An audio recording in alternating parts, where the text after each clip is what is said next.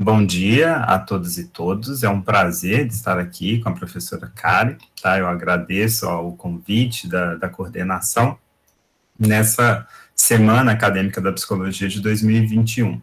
Uma informação importante é que essa palestra está sendo gravada e será disponibilizada no canal da FUMEC no YouTube e, portanto, todos os presentes autorizam a veiculação de suas imagens durante a palestra. Caso não autorize, basta permanecer com a câmera desligada. Essa palestra, né, na verdade essa mesa, ela tem como tema geral o impacto do isolamento social em tempos de pandemia na vida dos idosos.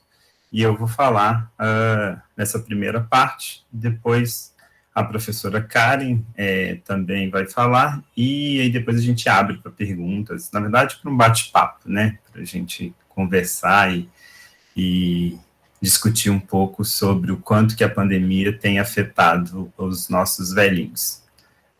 Rafael, você pode disponibilizar, compartilhar minha apresentação, por gentileza? Bom dia, Lafayette. Bom dia, colegas. Bom dia, professora Carmen. Bom dia, Karen. Bom dia, tudo bom?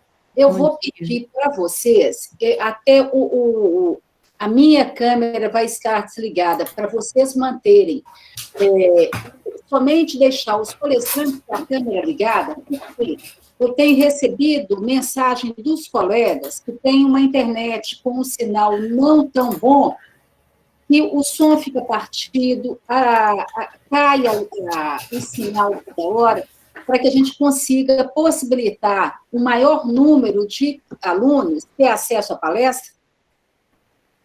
Tá certo? Desejo aí bom evento. Eu vou ficar com câmera e som desligado e algumas vezes eu vou fazer manifestação lá, somente no chat. Tá bom? Tá ok, muito obrigado, professora Carmen. Bom evento para vocês. Obrigada. Então, tá bom. Bem, então, novamente, né, assim, acho que bom dia a todas e todos. Essa primeira parte da minha fala, na verdade, ela é uma tentativa aí de mostrar para vocês um panorama geral, né, um panorama em relação ao quanto que a pandemia e, obviamente, que o isolamento social ele tem afetado a saúde mental dos idosos. E para isso, assim, o título da minha palestra, pelo menos o que eu pensei em trazer aqui para vocês, é o que sabemos até o momento desses impactos na vida dos idosos que a pandemia tem causado e um pouco mais de destaque para o isolamento social. Então, pode passar, por gentileza, Rafael. Para guiar aqui a minha apresentação, a ideia é de que eu aborde todas essas temáticas em três grandes tópicos, né, assim, por que a gente deve se preocupar de uma forma diferenciada com os idosos na pandemia. Eu acho que, assim, a grande maioria tem uma noção clara em relação a por que essa parcela da população, ela merece uma atenção especial.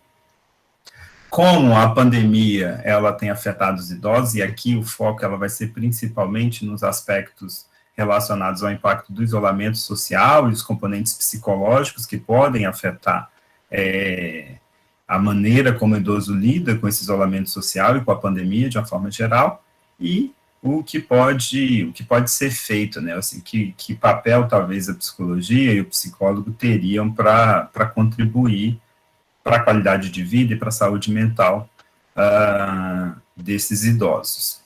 Então, pode passar, Rafael, por gentileza. Obviamente que, assim, a resposta mais óbvia do porquê se preocupar com os idosos na pandemia, eu acho que se refere à vulnerabilidade maior que esses idosos têm. Essa informação, ela foi frequentemente divulgada na imprensa, né, em todos os meios de comunicação, e esse aspecto é um aspecto, obviamente, que, assim, o mais fundamental, mais básico para ser considerado.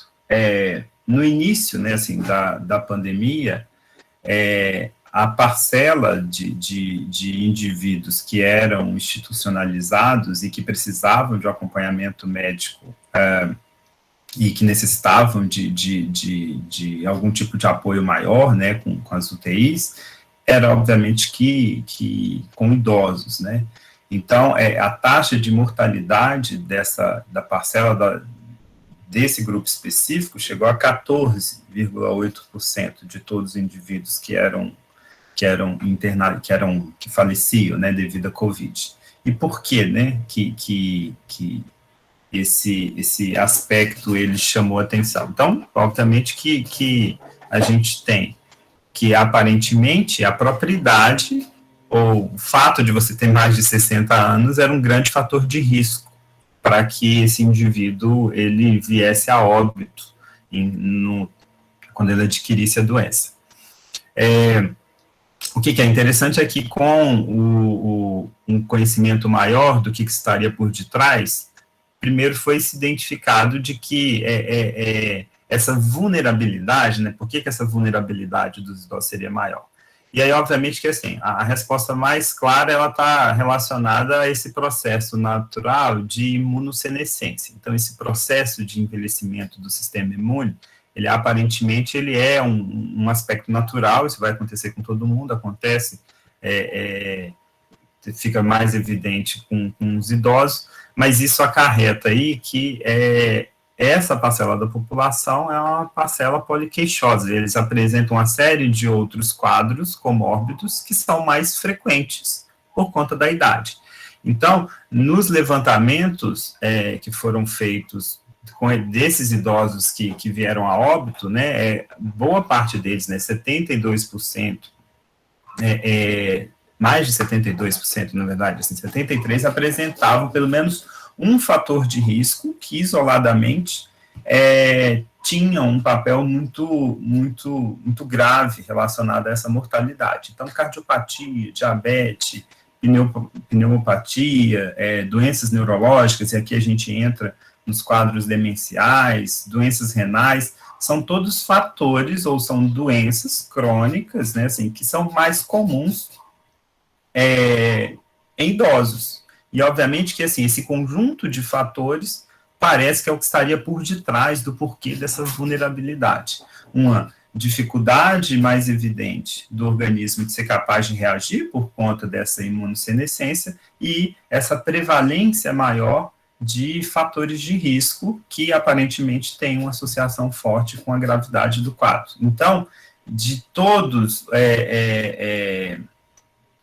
os quadros, né, de indivíduos que eram internados no início da pandemia, 72% dos que vinham ao óbito eram de idosos. Então, esse foi um elemento muito importante que resultou em toda a preocupação que a gente viu nos noticiários, que a gente viu nas políticas públicas que eram adotadas nos países que haviam, né, assim, que utilizaram de medidas sanitárias mais rapidamente aí para tentar conter a pandemia.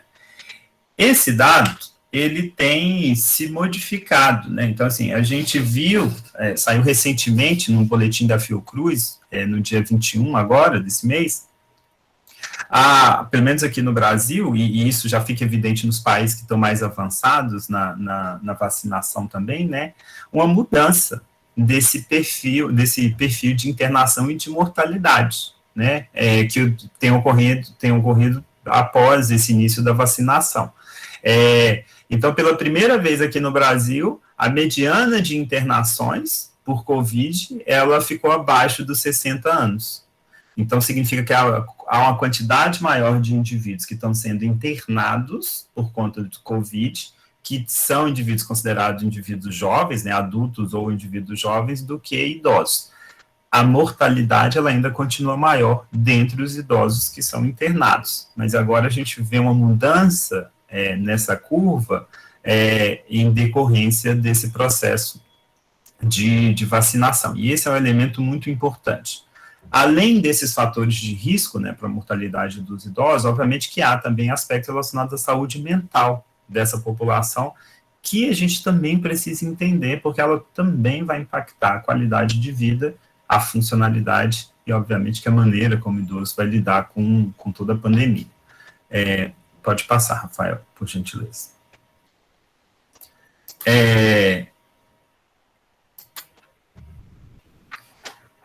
que a gente sabe da literatura é que a prevalência de transtornos psiquiátricos em idosos já é, em situações normais, significativamente alto. E aí a gente tem, talvez assim, dentre esses quadros, a imagem não apareceu aí, né?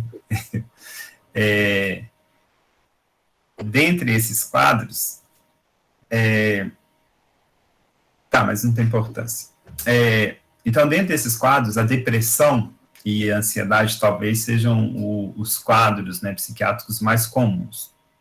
A gente tem que, no caso da depressão, ela varia de 20% a quase 30% dos idosos, eles apresentam algum sintoma, né, ou algum quadro relacionado à depressão.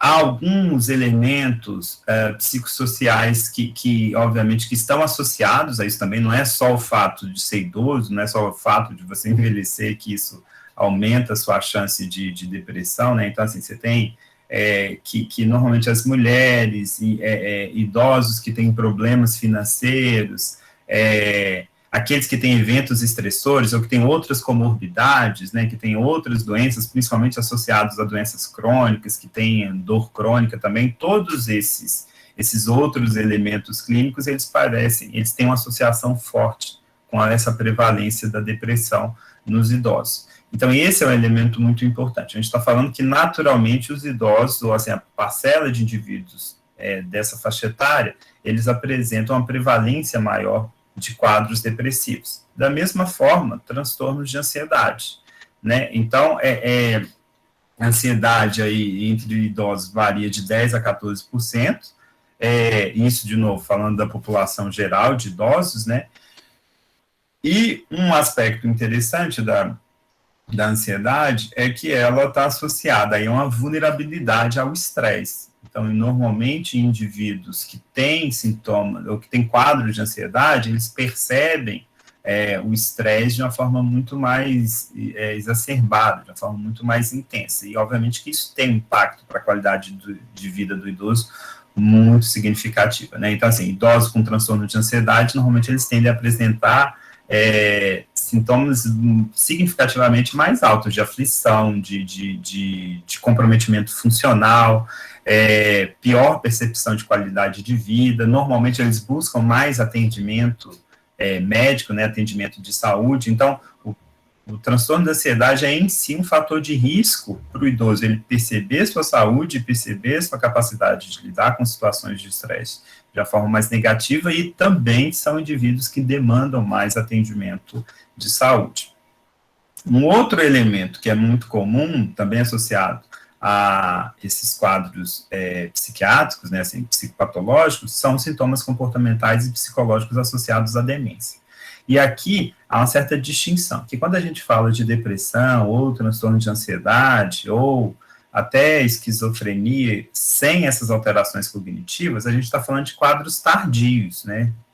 Quadros patológicos que surgem tardiamente na vida desse indivíduo. Quando a gente fala de sintomas comportamentais e psicológicos associados à demência, eu estou dizendo que os quadros demenciais, eles parecem que têm alguma relação com o surgimento desses mesmos sintomas.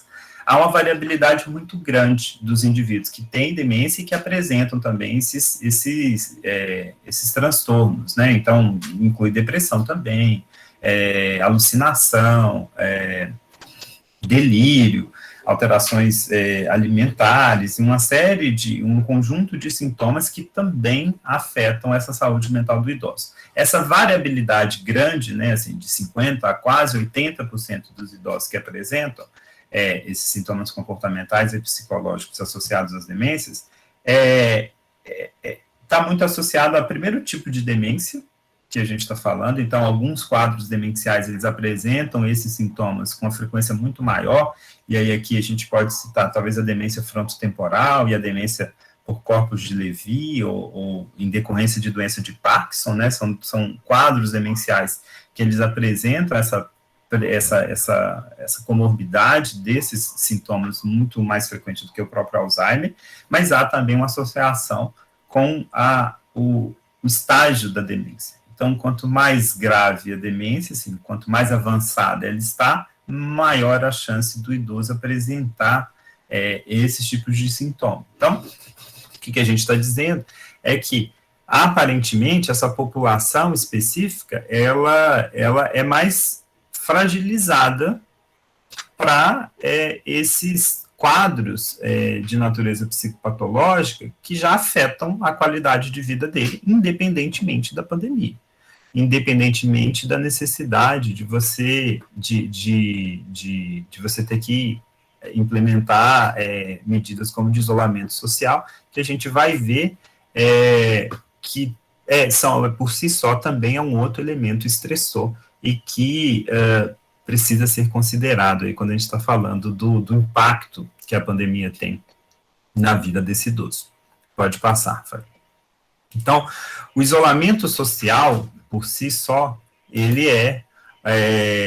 tem um potencial, né, de estresse significativo na vida desses idosos, principalmente por conta de alguns elementos que parece que são mais frequentes quando esse isolamento ele é implementado, principalmente numa situação de pandemia e por um tempo maior, né, de duração. Então, a gente tem essa tendência maior de segregação familiar. Então, na pandemia foi muito comum o fato dos familiares, né, assim, filhos, netos e até amigos, eles terem que se distanciar dos idosos pelo fato deles serem indivíduos com uma chance de mortalidade muito maior. Então, essa diminuição de contato, ele foi um elemento que aumentou muito a sensação de solidão, o surgimento ou o relato dentre esses idosos de sentimentos e emoções negativas muito mais frequentes, e, obviamente, que esse efeito da solidão, ele estaria associado aí com outros elementos negativos, como o próprio quadro depressivo, um medo mais frequente em relação à morte, relatos de sensação de desesperança, né, ou de falta de apoio e de desamparo. Então, o isolamento social, ele traz aí potencialmente todas essas características que impactam a vida do idoso de uma maneira muito negativa. Obviamente que assim, que a gente viu que assim que a pandemia ela teve início, uma série de medidas para tentar controlar esse impacto negativo, elas foram adotadas. Ainda assim, há um relato, essa percepção de que principalmente uma parcela da população, e aí talvez os idosos eles tenham uma característica marcante dentro dessa parcela, eles apresentaram uma certa dificuldade para aderir a essas medidas de isolamento, de distanciamento social, né? E aí, assim, o que alguns trabalhos têm mostrado, já demonstraram, na verdade, né, que, assim, que essa dificuldade que seria mais evidente nos idosos em relação à adesão de medidas novas, né, de isolamento, parece que tem a ver com uma certa rigidez ao indivíduo ter que sair de rotinas já bem estabelecidas. Então, os idosos, quando eles estabelecem essas rotinas e os hábitos dele, né, normalmente, naturalmente, há essa dificuldade deles saírem dessa rotina por conta de uma série de elementos psicológicos aí, assim, essa própria capacidade de flexibilidade cognitiva, né, que é essa capacidade do indivíduo dele pensar de uma forma diferente dependendo do contexto, das demandas do ambiente. É natural, com o envelhecimento, que os idosos, eles têm uma certa diminuição dessa flexibilidade cognitiva. É um tipo de habilidade associada às funções executivas, que são habilidades mentais associadas à ativação, principalmente do córtex pré-frontal, e que é esperado que haja uma redução natural durante o envelhecimento. Não estou dizendo que todo idoso ele é inflexível. Na verdade, sim, você tem pessoas inflexíveis e as pessoas inflexíveis envelhecem também. Potencialmente a isso a gente tem, que é um processo natural de alteração cognitiva do envelhecimento. Há também mudanças em relação a algumas facetas de traços de personalidade. Então, apesar da personalidade ela ser considerada um construto relativamente estável ao longo da nossa vida, a literatura tem mostrado que características como de abertura, que aí normalmente ela está ligado, essa personalidade, né, está relacionada à busca de novas experiências, a maior flexibilidade em termos de rotina e comportamento.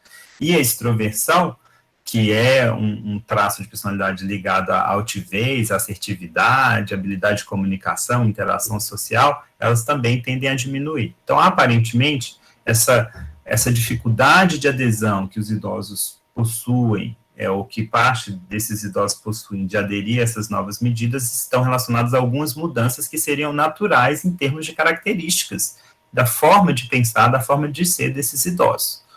Um outro elemento, que é talvez de natureza até mais psicossocial, e que também tem contribuído para essa dificuldade do idoso de lidar com o processo de isolamento social, é o papel que esse idoso naturalmente tem na constituição familiar. E é obviamente que isso está muito associado com um nível socioeconômico, né? Assim, no Brasil,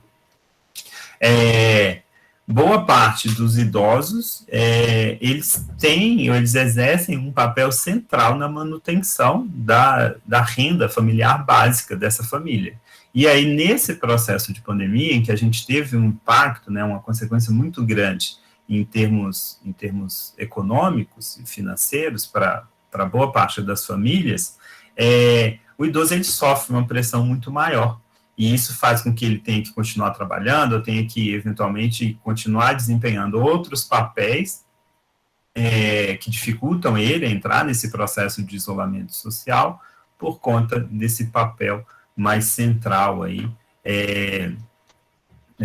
em relação a essa manutenção, a essa saúde financeira da família. É claro que nem todos os idosos lidam com a pandemia e o isolamento social de forma tão aversiva, tão negativa assim, né? Então, alguns fatores de risco de natureza psicopatológica, né? Assim, então, independentemente da existência desse...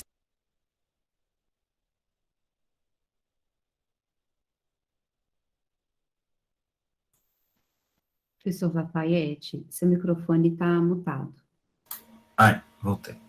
Não sei o que aconteceu. Então, assim, obviamente que, assim, esses elementos, nem todos os idosos lidam com a pandemia, né, assim, com essa questão do isolamento social de forma tão negativa, tão aversiva. Então, assim, alguns outros fatores, independentemente da existência ou não desses quadros prévios psicopatológicos, eles também precisam ser considerados para a gente entender por que alguns idosos lidam de uma forma tão negativa com o isolamento e com a pandemia. Pode passar, Rafael, por gentileza. E aí, o que a literatura ela tem mostrado é que alguns elementos, né, de natureza psicológica, eles têm sido estudados, ou pelo menos eles têm sido identificados na literatura como muito direcionados à forma como o idoso ele pode pensar e ser influenciado. E aí, 3 desses fatores, talvez eles tenham sido discutidos mais recentemente, assim, de uma forma talvez mais frequente, né? Primeiro que é essa tendência, ou essa capacidade que a gente tem de perceber, de percepção de risco, né? E aí, aparentemente, alguns indivíduos, principalmente dos idosos, né, eles têm uma percepção de risco em relação à pandemia um pouco disfuncional ou exagerado, né? É óbvio que aqui a gente tem que tomar muito cuidado, porque a gente está falando de uma parcela da população que, de fato, tem uma fragilidade maior aí, então essa percepção de risco, o quanto que a gente consideraria ela disfuncional ou não, é um elemento muito delicado, né? Mas o que a gente tem é que essa percepção de risco inerente à pandemia, ou essa compreensão de que a gente está na pandemia, ela pode desencadear mudanças na forma como o indivíduo compreende o que está acontecendo, essas respostas emocionais, e desencadear uma série de respostas comportamentais, fisiológicas, relacionadas à autoproteção, que seriam naturais, né? O que a gente sabe é que essa percepção de risco disfuncional entre os idosos, né, normalmente elas estão associados com emoções negativas, com comportamentos de esquiva e estigmatização. Então, indivíduos que apresentam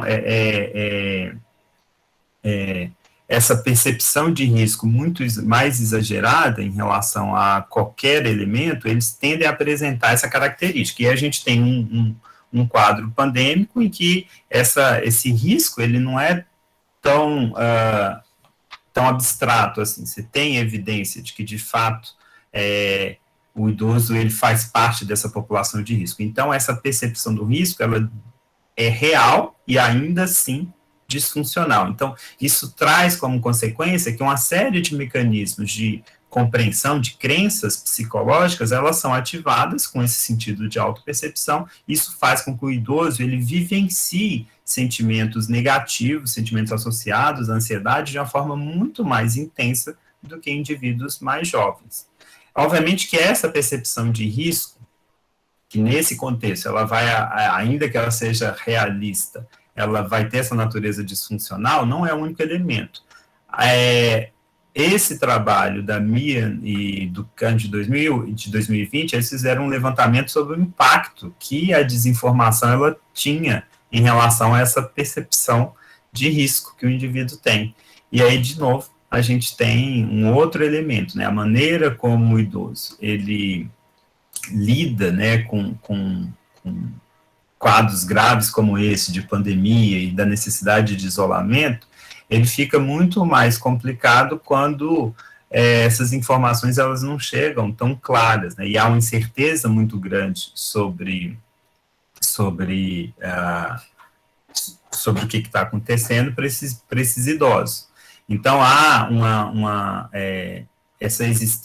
o desenvolvimento de crenças que vão tratar os quadros, né, assim, a forma como o idoso vai lidar com a pandemia e com o isolamento, de uma forma muito mais desadaptativa, tem a ver com a própria compreensão que ele tem do que é a pandemia e como que ele pode lidar com ela.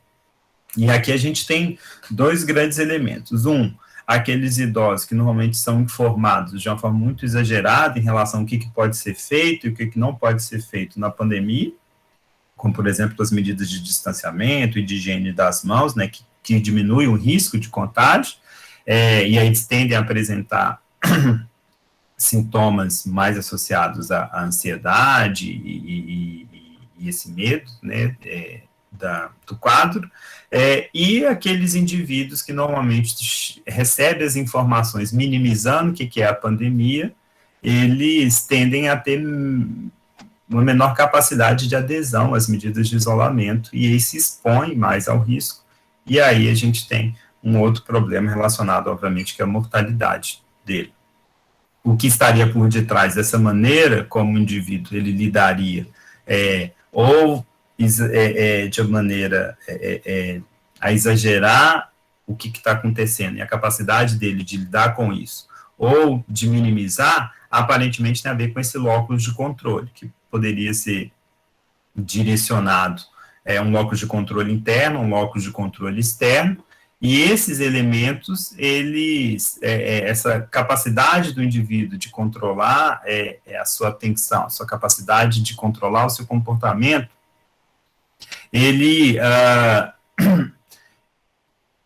de uma forma bem objetiva, seria o seguinte: o locus de controle interno, ele teria um papel aí muito mais associado a essa capacidade que o indivíduo tem sobre o controle que ele acredita ter sobre o que está acontecendo.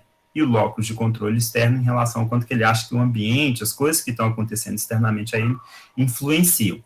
Se eu vou para um locus de controle excessivamente interno, o que eu tenho são esses sintomas de ansiedade, de medo excessivo, o indivíduo achando que ele tem que evitar, que não pode fazer nada, e com medo excessivo de qualquer elemento que possam colocar ele em risco. E aí você tem esse aumento de quadros de ansiedade, transtornos de ansiedade, por aí vai. Se o indivíduo ele tem esse locus de controle excessivamente externo, o que ele pode desenvolver são quadros depressivos, quadros de desesperança associados a essa falta de controle que ele percebe em relação ao que está acontecendo e o quanto que isso impacta a vida dele. Então, aparentemente, a gente tem esses elementos aí de natureza psicológica que desempenham um papel muito significativo na maneira como o idoso ele poderia lidar com o isolamento e com a pandemia em si. Pode passar, Rafael. Tá, mas e aí o que a gente pode fazer então? Né, assim, porque se a gente tem esses elementos, que os idosos eles já fazem parte de uma população de risco, tem uma prevalência maior de transtornos, há uma série de características psicológicas que podem diminuir a capacidade desse idoso de lidar ou de gerenciar esse estresse da pandemia de uma forma mais adaptativa. Como que a gente pode ajudar de alguma maneira para melhorar a qualidade de vida dele? Uma primeira resposta foi dada pela própria Organização Mundial de Saúde lá no início da pandemia. Ela passou uma série de orientações sobre o que a gente podia fazer em termos de acompanhamento desses idosos que poderiam auxiliar a como esses idosos eles poderiam lidar com todo o quadro de pandemia, né?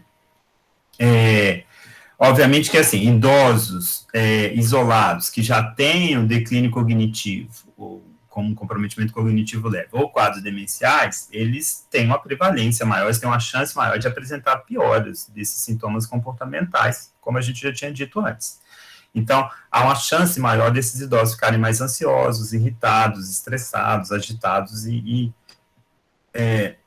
outros sintomas. Então, assim, é muito importante que haja esse fornecimento de apoio prático e emocional, e eu vou tentar explicar o que seriam esses dois elementos, principalmente por essa rede de apoio, né, incluindo a família e os profissionais de saúde, que seriam fundamentais para o idoso ele ser capaz de lidar com isso de uma forma mais adaptativa. Alguns elementos que a Organização Mundial da Saúde já apresentou lá atrás, nessas orientações, envolvem você passar informações claras de como reduzir esses riscos de infecção. Então, e aí quando a gente está falando de pacientes idosos que já têm alterações cognitivas, de ter essa capacidade empática e, se for o caso, repetir sempre que necessário essas informações para o idoso, ele está sempre compreendendo, né, de que existem algumas medidas que podem ser feitas para ele reduzir esse risco, ainda que o risco seja um risco real, e que essas instruções e as informações que são passadas, principalmente para explicar o que é a pandemia e como que ela pode afetar a rotina dele, tudo que ele faz, ela tem que ser passada de uma forma simples, tem que ser passada de uma forma didática. E aí, assim, a utilização dos recursos didáticos, né, assim, e dessa rede de apoio, ela é fundamental. A maneira como o idoso, ele compreende o que está acontecendo e entende o quanto que isso afeta a vida dele e o que ele pode fazer a respeito desses elementos, são fundamentais para o idoso ele conseguir lidar com toda a situação, sabendo que há coisas que podem ser feitas e que ele tem apoio, que ele não está desamparado em relação a essas medidas. Um outro elemento que é fundamental para essa manutenção da capacidade do idoso de lidar com o estresse, ele envolve a manutenção do acompanhamento que ele já fazia antes. A gente teve uma série de medidas que boa parte dos órgãos de saúde tomaram, como a suspensão de cirurgias eletivas, né, e outras, e o fechamento de algumas instituições de saúde, que dificultaram bastante essa manutenção do acompanhamento desses idosos. Então, esse é um elemento muito importante. Os idosos que têm esses outros quadros, eles precisam continuar em acompanhamento, porque essas outras doenças elas continuam caminhando e continuam comprometendo, obviamente, a saúde dele e a própria capacidade funcional dele lidar com essa situação. E, em termos de políticas públicas, principalmente campanhas educacionais. Quanto mais bem informado o idoso maior a probabilidade dele aderir bem as medidas necessárias e também de desenvolver estratégias para lidar com essa situação de uma forma funcional. Pode passar, Rafa.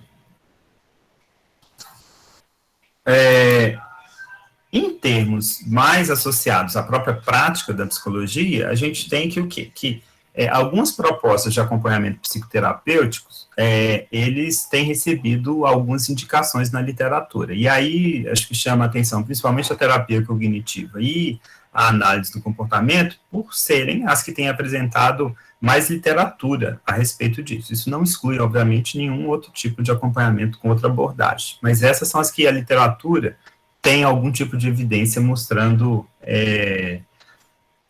resultados positivos. E por que elas têm mostrado resultados positivos? Né? Primeiro que faz parte dessas abordagens terapêuticas a utilização de algumas técnicas de intervenção que são muito úteis na prática clínica. A gente está falando de um idoso que já vem fragilizado, que normalmente precisa de um acompanhamento mais pontual para a forma como ele está lidando com isso, e a utilização de técnicas diversificadas, elas são muito importantes.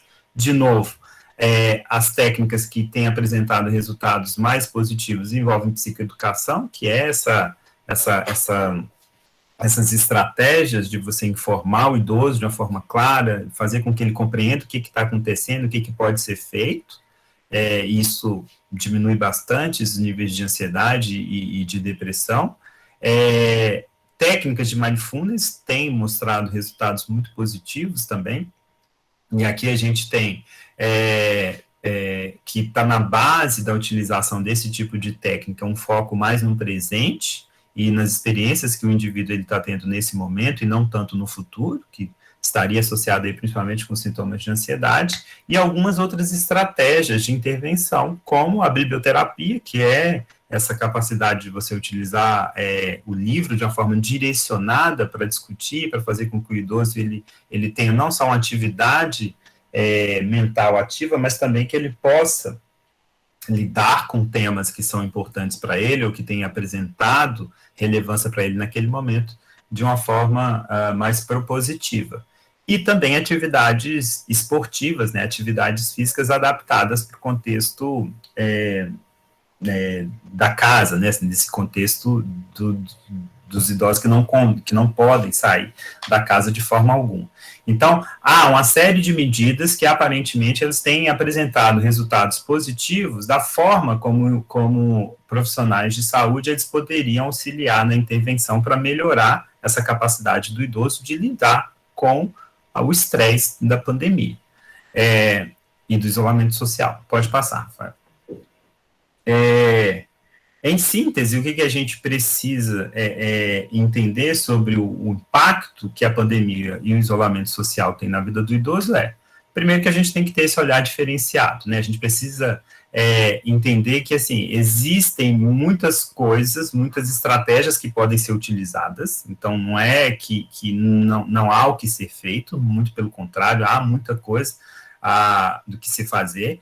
É sempre importante da gente pensar que essas estratégias, ou que deve ser sugerido, é sempre preferível que sejam estratégias baseadas em evidência, então que você tenha algum tipo de indicação de literatura que sustente o que você está fazendo, e obviamente que considerar, e aí é o mais importante, quem que é esse idoso, que aspectos individuais ou protetores esse indivíduo tem, ou que podem ser potencializados, podem ajudar ele a lidar com essa situação, e aí, obviamente, a gente está falando principalmente de aspectos psicológicos, né, a maneira como o idoso ele lida com esse estresse, e também os aspectos de risco, né, esses elementos de risco que podem fragilizar o idoso a lidar de uma forma desadaptativa com a situação. Tem muita coisa que pode ser feito, a gente precisa ter esse olhar humano, essa compreensão que o idoso ele é um indivíduo que apresentam características e particularidades em decorrência do próprio envelhecimento, e quando a gente considera isso, a gente sabe que tem muita coisa que pode ser feita e a gente pode ajudar de uma forma muito significativa os idosos nessa situação tão difícil, tá? Então, pode passar. Muito obrigado. Espero que eu tenha ajudado, assim, tenha contribuído aí para a compreensão de vocês sobre o que a gente sabe a respeito do impacto que a pandemia e o isolamento social têm feito no idoso, e principalmente o que a gente pode fazer a respeito disso. Pode passar mais uma vez. Eu vou disponibilizar depois essa apresentação, então todas as referências que eu apresentei estão aí disponíveis. Foi um prazer acho que a gente pode deixar para fazer as perguntas no final, aí a gente faz essa conversação aí com a professora Karen, a gente vai responder. Então, foi um prazer. Continuem aí.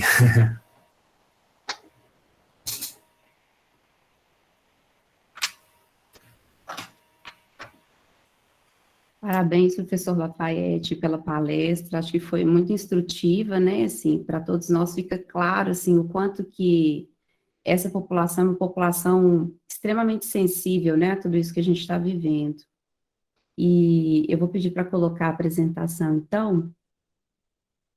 A minha abordagem agora vai ser complementar à do professor Lafayette, né, Lafayette, nós combinamos antes, e assim, numa abordagem um pouco mais prática, né, assim, de questões mais efetivas que a gente pode utilizar. Antes de começar, é só lembrar os participantes que no chat está sendo colocado um formulário e quem tiver interesse de receber o certificado precisa preencher, tá bem? Ressaltando, né, assim, a importância da gente ficar de câmera fechada, para que a gente tenha uma boa transmissão, né, uma boa gravação, e depois a gente possa assistir lá no YouTube com bastante qualidade, tá? Então, eu vou falar um pouquinho para vocês sobre a resiliência do idoso no enfrentamento dessa pandemia que estamos vivendo, né, de Covid-19. Pode passar, por favor. Eu organizei essa apresentação da seguinte forma, né, só ressaltar um pouquinho a questão da vulnerabilidade do idoso, vou entrar no termo de resiliência, e depois trazer algumas estratégias que a gente pode lançar mão para tentar aumentar a resiliência do idoso. Obrigada, viu, pela passagem. Bom, então, acho que o professor Lafayette deixou muito claro para nós, né, que o idoso, ele está muito mais vulnerável do que outras idades, por uma série de fatores que ele explicou muito bem. E nesse sentido, assim, eu gostei dessa frase de Hebb, né, que num artigo que ele publicou esse ano, onde ele diz que o distanciamento social para o idoso é uma perfeita tempestade, né, uma tempestade numa idade em que, naturalmente, já vem se formando uma tempestade. E principalmente porque vai ser a população que vai experimentar esse isolamento social pelo maior tempo, né, devido a esse maior risco de mortalidade, devido ao aumento do risco, né, também de presença para sintomas depressivos e de ansiedade, que pode ser uma complicação desse fator, né, do isolamento social. Pode passar, por favor? Então, nesse sentido, o Herb, ele traz nesse artigo que, pensando nisso tudo, né, as estratégias da saúde pública para o enfrentamento dessa pandemia deveriam incluir, ou de qualquer outra pandemia, pode ficar como um aprendizado aí para as próximas, né, se tiver, espero que não, planos para o aumento da resiliência, né, daqueles que vão permanecer isolados por um tempo maior. Pode passar. Mas vocês devem estar se perguntando, afinal de contas, o que é resiliência? Então, o próximo slide a gente começa a explicar aqui.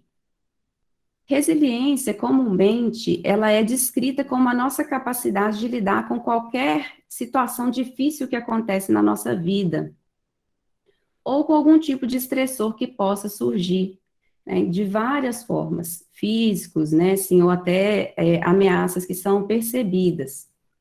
Então, por estressor, a gente pode definir que ele é um estímulo que é percebido pelo indivíduo, seja ele real ou subjetivo, né, e percebido como capaz, né, assim, de trazer algum tipo de problema para esse indivíduo. Então, o estressor, ele é capaz de gerar respostas fisiológicas mesmo no indivíduo e ou comportamentais também. Pode passar. Esse é um conceito controverso dentro da psicologia ainda, e que vem passando por certa evolução. Tanto que as primeiras definições que a gente tinha de resiliência focavam apenas na recuperação posterior a uma ameaça, então, no resultado final. Era uma visão um tanto binária, né? Então, ou o sujeito conseguia ser resiliente, ou ele não conseguia ser resiliente a partir de como ele seguia a vida depois de uma ameaça, né? Assim, de um estressor que ele tinha vivido. Pode passar, obrigada. Com o passar do tempo, esse construto, ele vem sofrendo, né, um processo de compreensão um pouco mais abrangente, e hoje a gente tem uma compreensão de resiliência como um fenômeno, de um processo que é muito mais complexo do que apenas o resultado final. Tanto que na sessão plenária de 2013, né, do Congresso da Sociedade Internacional para o Estudo de Estresse, né, traumático, chegou-se a um consenso no sentido da resiliência. Então, que ele envolve processos que são internos ao indivíduo, envolvendo aspectos que podem ser tanto biológicos, né, aí a gente fala aí de genética, questões mais nesse sentido, cognitivos, disso que a pessoa vem adquirindo ao longo da vida. Quando a gente fala do idoso, a gente fala aí também de reserva cognitiva, psíquicos, né, envolvendo essas questões mais subjetivas, e aqui a gente entra também nas questões de personalidade, e também aspectos externos, ou seja, o que envolve esse indivíduo, a família, a rede de apoio, a comunidade, a própria cultura onde ele está inserido, como essa cultura o enxerga, a sociedade de uma forma geral, né, e esse apoio social a que ele tem acesso. Pode passar.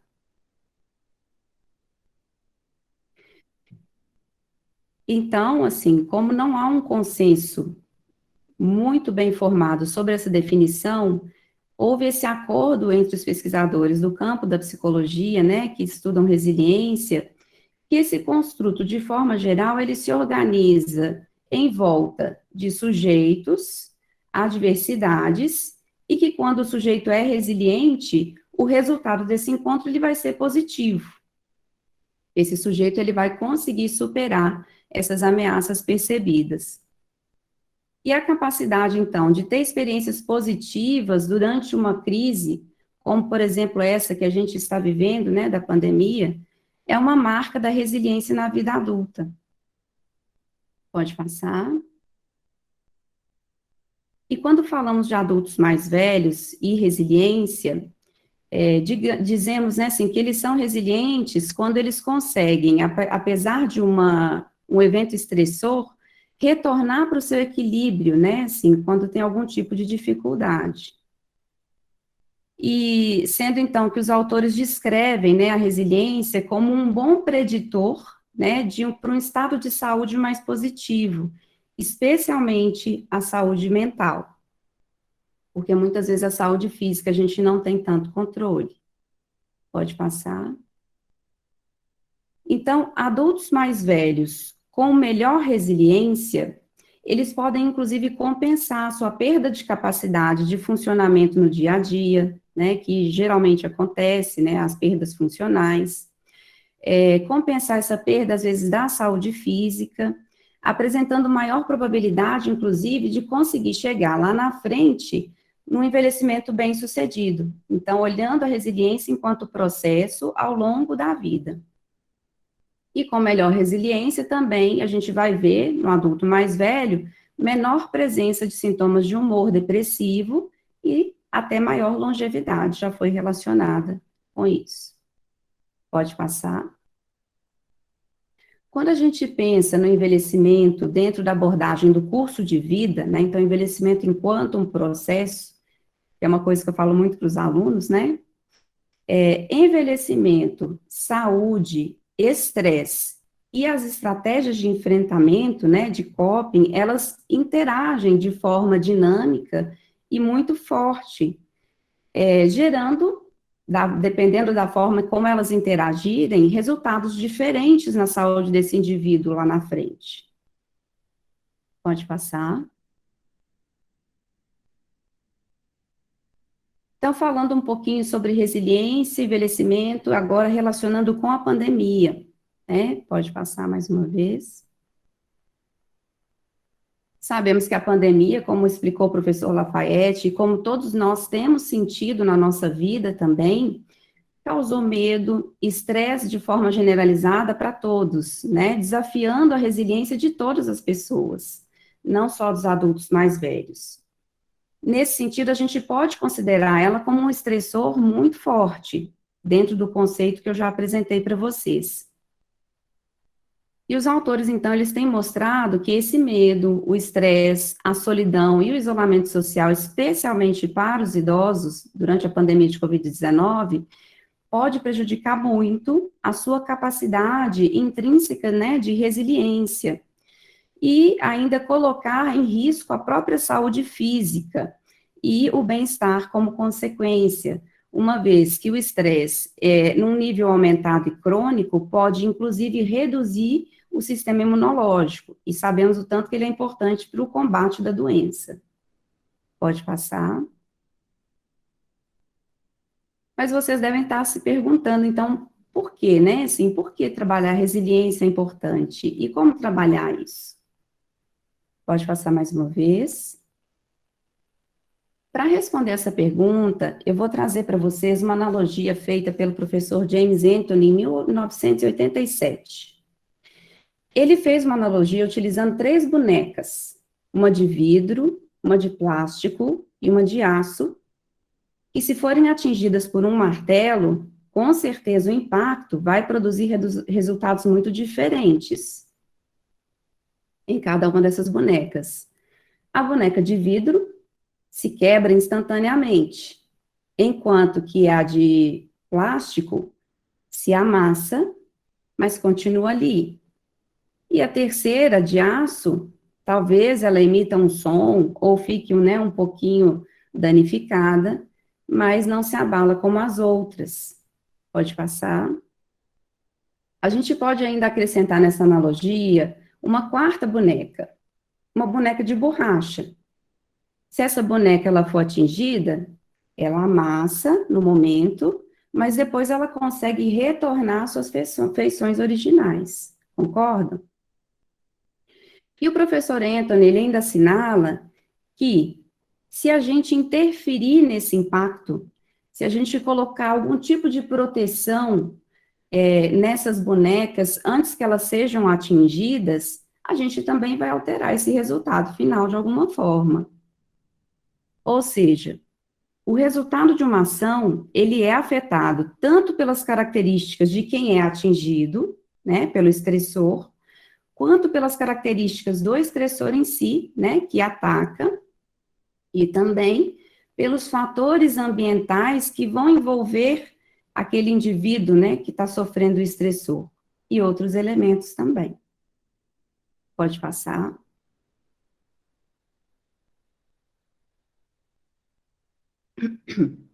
Mas aí chegamos, então, desculpa, a questão: como, então, aumentar a resiliência do adulto mais velho? O que será que a gente pode fazer de fato? E aí eu trouxe para vocês alguns estudos e o que eles têm mostrado a nível de evidência para nós. Pode passar. Esse estudo, publicado no início do ano passado, apesar de ter sido publicado durante a pandemia, ele foi realizado um pouco antes.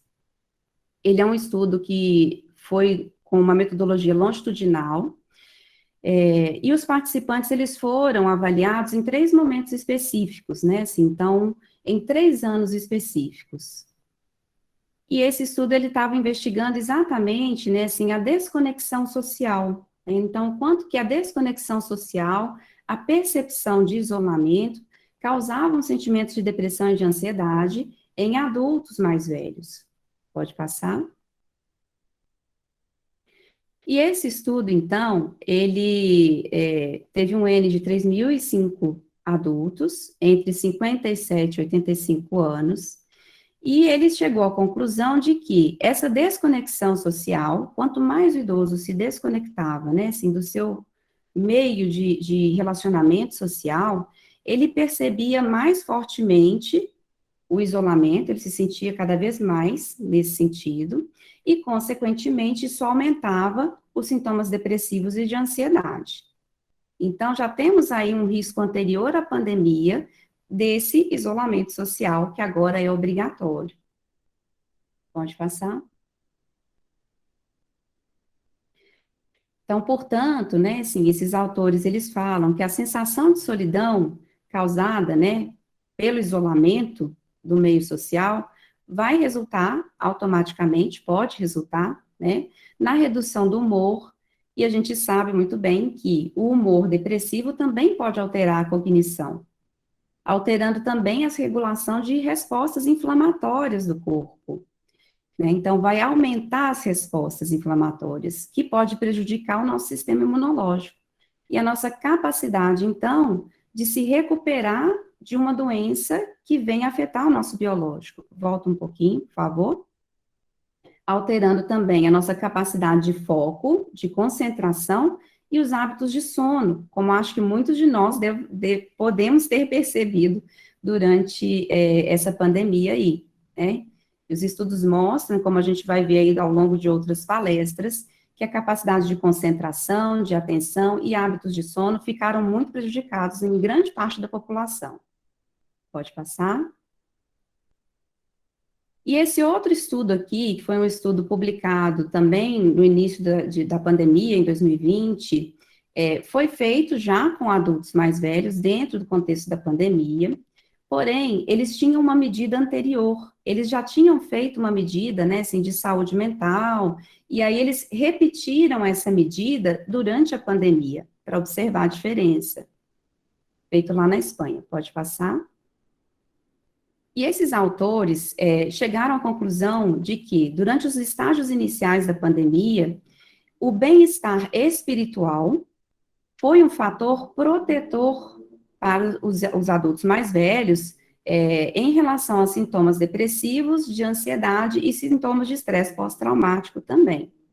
Enquanto que o sentimento de solidão, né, assim, as pessoas que sentiam mais fortemente esse sentimento, isso foi um preditor forte para a presença de sintomas depressivos, de ansiedade e de transtorno de estresse pós-traumático. Pode passar. Então, pegando o gancho, né, assim, dessa questão do bem-estar espiritual, sabemos aqui, enquanto comunidade, que dentro da nossa cultura, dentro do nosso contexto cultural, a religião para os adultos mais velhos, na maior parte deles, é algo muito presente. A gente tem isso como um viés cultural. E eu percebo nos meus pacientes, em todos esses anos aí de atendimento, acho que dá para contar nos dedos os idosos que não tinham nenhum tipo de religião. Nesse sentido, a gente conseguir ajudar o idoso a manter essa fé religiosa pode ser um recurso importante para a saúde e o bem-estar mental deles. Pensando na religião e na fé, não enquanto busca de uma cura milagrosa ou de uma salvação milagrosa, mas no sentido de manter a esperança, né, assim, viva dentro deles. Antes da gente fazer isso, claro, com certeza, é importante a gente obter a história religiosa de cada sujeito. Lembrando, quando o professor Lafayette fala, que é importante enxergar cada um como um ser indivíduo, né, assim, um indivíduo único, um sujeito que tem a sua história. Lembrando que estamos falando aqui do curso de vida, de um processo que aconteceu ao longo da vida toda. Porque a gente vai ter diferença de acesso, né, a essa fé religiosa, dependendo da religião da pessoa. Seja ela católica, seja ela protestante, seja ela espírita, seja ela budista, né, ou outra qualquer. Pode passar. Então, incentivar a conexão com a fé religiosa por meio de oração, meditação, leituras, né, assim, de escrituras que sejam escrituras referentes à religião da pessoa, ouvir programas inspiradores, leituras edificantes, pode ser uma forma de proteção, aumentando a resiliência, né, do idoso. E a maioria das comunidades religiosas hoje se adaptou, assim como nós estamos nos adaptando aqui, né, assim, para poder ter essas palestras, né, no meio da tecnologia, oferecendo transmissões ao vivo e serviços que promovem também a solidariedade de umas pessoas com as outras, através de palestras, sermões, e fornecendo, então, um apoio para preservar essa esperança de um porvir. Pode passar. Outro ponto interessante que esse autor traz, né, que ele recomenda o incentivo para que o adulto mais velho, na medida do possível, ele tente cuidar de alguma outra pessoa, né? Então, ou seja, principalmente atendendo às necessidades emocionais dessa outra pessoa, né? Muitos idosos vivem sozinhos e estão isolados por conta da pandemia, como disse o professor Lafayette, às vezes até a família se afastou, né, numa tentativa de proteção dessa pessoa, e estimular esses laços, então, né, no sentido de buscar atender as necessidades de outras pessoas, pode ser uma forma da gente estar estimulando também a conexão social. E como já vimos, é algo que impacta muito nos sintomas depressivos e de ansiedade para o adulto mais velho. Segundo esse autor, não há melhor maneira de aliviar a ansiedade própria e reduzir o isolamento social do que estender a mão para outras pessoas. Pode passar. Outro ponto importante para o aumento da resiliência são exatamente as relações sociais e a busca dessa rede de apoio que o adulto mais velho possui. Então, manter essas relações sociais e buscar incentivar para que essa rede de apoio ela esteja presente na medida do possível, mesmo que não seja fisicamente, certo? Então, que essa é uma grande fonte de queixa atualmente, né, na clínica, dos pacientes, principalmente dos adultos mais velhos, que eu tenho percebido também na minha prática. Pode passar. E o estudo de Well, 2010, lá em 2010 ele já relatava que fortes laços sociais eram chaves para que o adulto mais velho possuísse uma maior resiliência. Então, a gente tentar interferir nesse sentido, né, assim, tentando ampliar e fortalecer essas relações sociais, ou às vezes até promover novas relações sociais, pode ser uma forma da gente tentar fazer com que a gente tenha uma proteção, lembrando da analogia das bonecas, tá? Pensando num futuro, tentando intervir na próxima onda que estamos todos aguardando aí, que a gente já vê começando, que é a onda que vem depois da pandemia de saúde mental. Porque todos nós que estamos trabalhando na prática clínica sabemos o quanto já está pesada, né, assim, a prática clínica, em sentido de histórias, o quanto as histórias hoje estão pesadas. E esses autores falam que a gente pode trabalhar isso e tentar melhorar nesse sentido através de atividades de intervenção. E aí a gente vai ter a tecnologia como uma grande aliada. Assim como nós estamos aqui, né, utilizando a tecnologia para manter esse contato social, e estamos hoje juntos, né, podemos também lançar mão da tecnologia para auxiliar os adultos mais velhos, mesmo que eles não tenham uma vivência tão familiar, né, com a tecnologia. Pode passar. E já tem estudos, então, mostrando, né, o quanto que os avanços tecnológicos, eles podem melhorar essa sensação de solidão do adulto mais velho, aumentando a resiliência, né? Pode passar. Esse estudo, ele fala para nós, né, assim, que os avanços tecnológicos, eles vão oferecer uma boa oportunidade para a gente se manter conectados, frente a essa necessidade da gente estar fisicamente separado, e essas ferramentas, elas podem ser integradas também, fica aí também como um pensamento, né, para as políticas públicas, em programas de atendimento para o idoso, no sentido de evitar esse sentimento de solidão, né? É claro que inserir tecnologia para uma pessoa que não tem uma vivência tecnológica, precisamos pensar em alguns aspectos importantes. Pode passar? primeiro, que esse uso, ele tem que ser feito sempre levando em conta as necessidades individuais, né? Então, precisa ser feito e inserido de uma forma muito bem delineada e pensada, né? Então, qual tecnologia é melhor para aquele sujeito, qual a tecnologia que pode atender as necessidades que ele está tendo, qual tecnologia que ele vai ter mais facilidade de utilizar, pensando também no caso dos idosos que têm algum transtorno neurocognitivo, né, assim, esse uso dessa tecnologia tem que ser junto com uma rede de apoio, né, então alguém que possa auxiliá-lo nesse sentido, porque a capacidade de aprendizagem muitas vezes sofreu algum impacto importante, certo? E a tecnologia pode ser um aliado também, porque vai nos permitir, como temos visto aqui, né, a psicoterapia online, para também minimizar esse sentimento de solidão e trabalhar essas crenças, né, que o idoso possa ter, que podem ser até irreais frente à pandemia, né.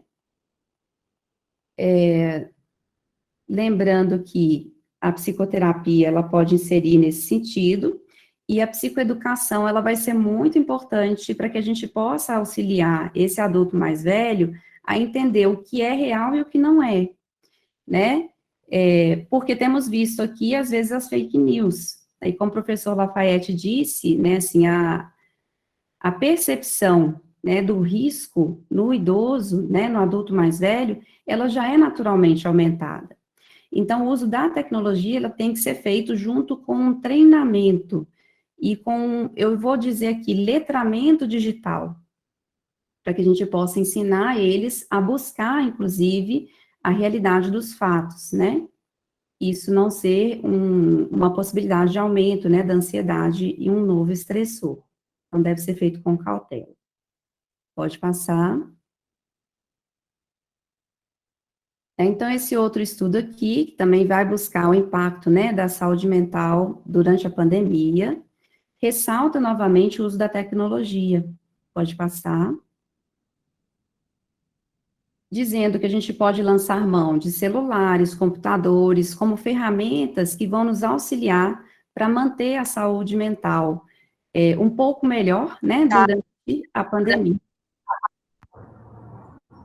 Alguém quer perguntar alguma coisa? Ok.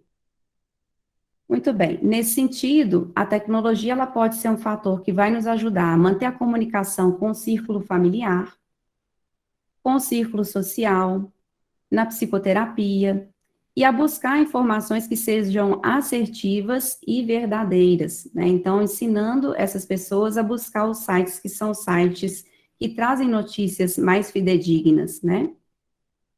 E a investigar quando a notícia não é verdadeira. Pode passar.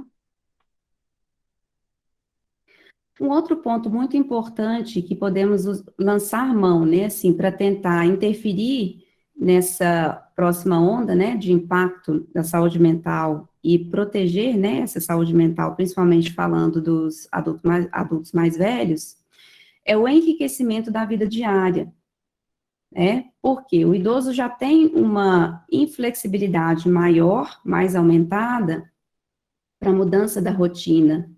E com a necessidade dessa mudança drástica da rotina, com certeza, isso teve um forte impacto na saúde mental deles, né, no sentido de aumentar os sintomas depressivos e de ansiedade.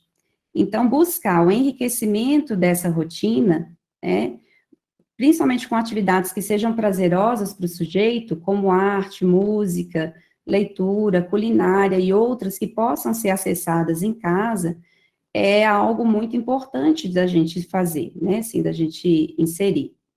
No caso do idoso que tem um transtorno neurocognitivo, estabelecer uma rotina pode ser principalmente fundamental e protetor para que não haja um declínio muito significativo do cognitivo, que nós temos visto acontecer na prática. Muitas vezes, quem no início da pandemia estava, né, num nível leve da doença, piorou. Assim, foi para um nível um pouco mais avançado, certo? Mas como eu digo assim para os meus alunos, né, assim, falar, às vezes, parece que está muito distante da realidade.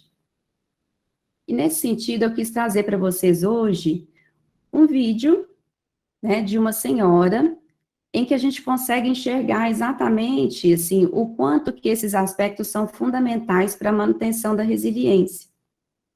Eu vou pedir desculpa de antemão, porque eu sei que isso pode pesar um pouco a conexão de vocês, né? Fizemos um treinamento ontem, deu para passar o vídeo, e pedir desculpas para quem não conseguir ver o vídeo, né, assim, e que possa acessá-lo depois na transmissão que vai ser colocada no YouTube. Tudo bem? Eu vou pedir agora, então, para o pessoal colocar o vídeo para nós, e depois eu volto para terminar a apresentação.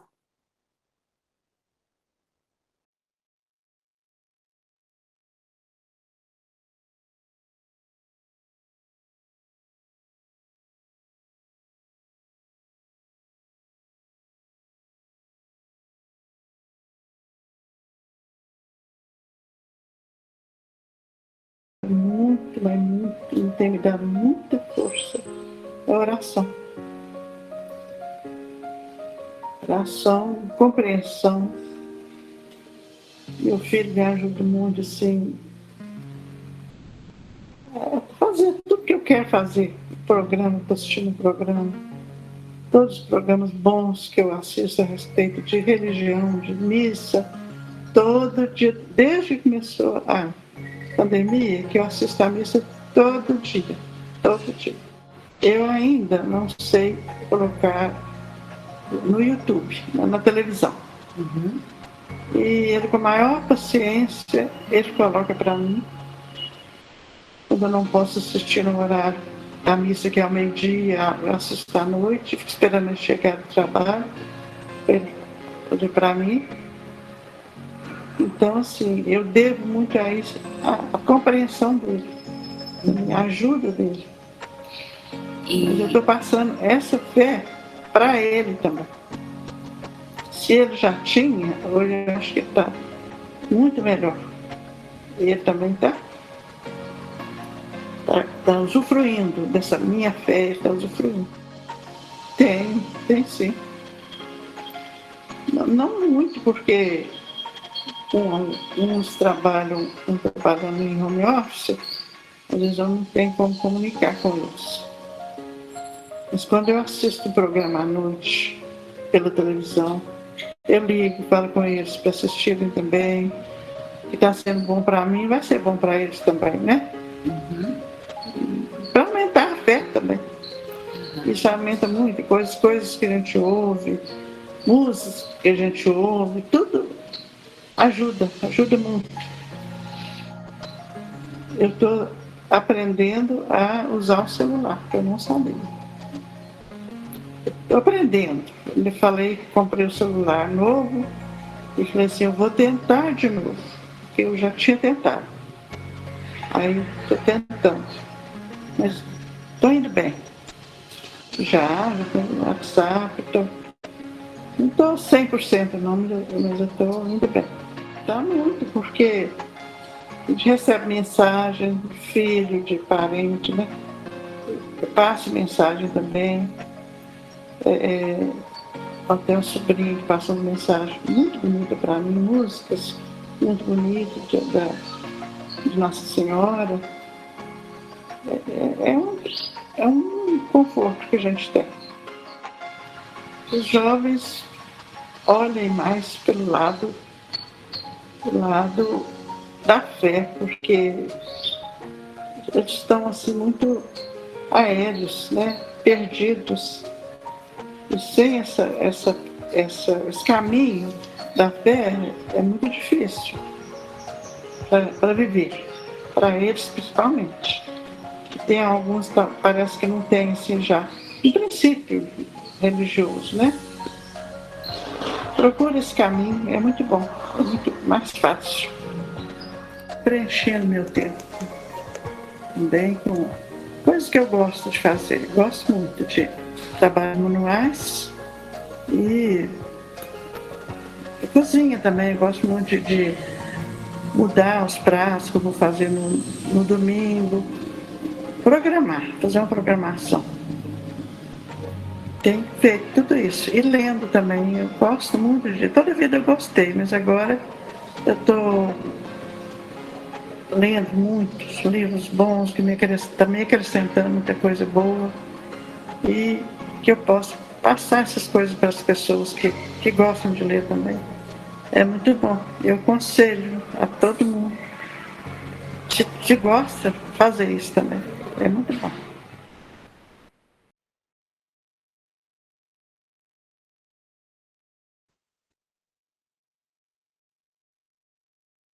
Muito bem, espero que todos tenham conseguido assistir, né?